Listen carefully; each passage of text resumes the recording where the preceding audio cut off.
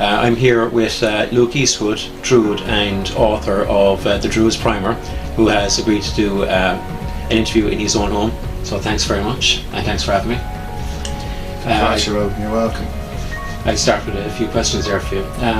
Samhain and modern celebrations. How do you think modern Halloween celebrations reflect or diverge from the original spirit of Samhain?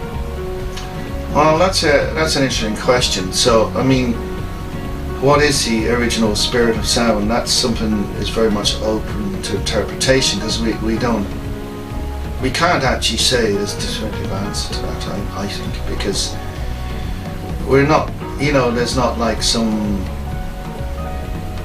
record from pre-Christian times that will explain exactly what Samhain is and what it's about and what it means. The texts we've got all date from the early Christian period and after that. Although there were mythologies referring to obviously pre-Christian times, it was written down sort of late, and of course there's a lot of folk traditions which are passed down, but then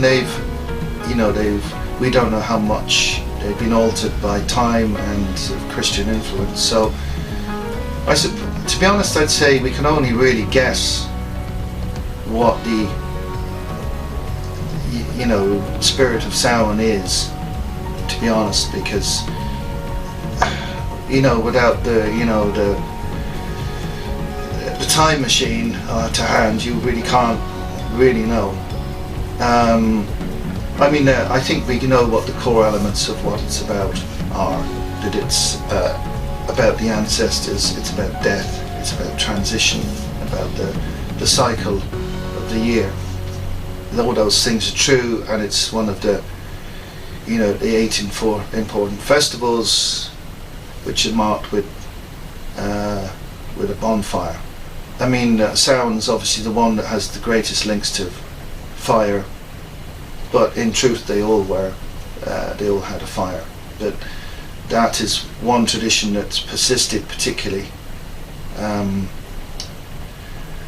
So we know the core elements of it, but if you could go back in time and talk to someone, obviously old Irish it would be, you'd have to talk to them in that, or they wouldn't understand you, and say, well, what's this all about, what does it mean? They might, if you talk to a druid or a ruler, or even just an everyday ordinary person, what they'd have to say about what Samhain's about and what it means might be quite different from what we've pieced together from the literature and the folk traditions that are still around.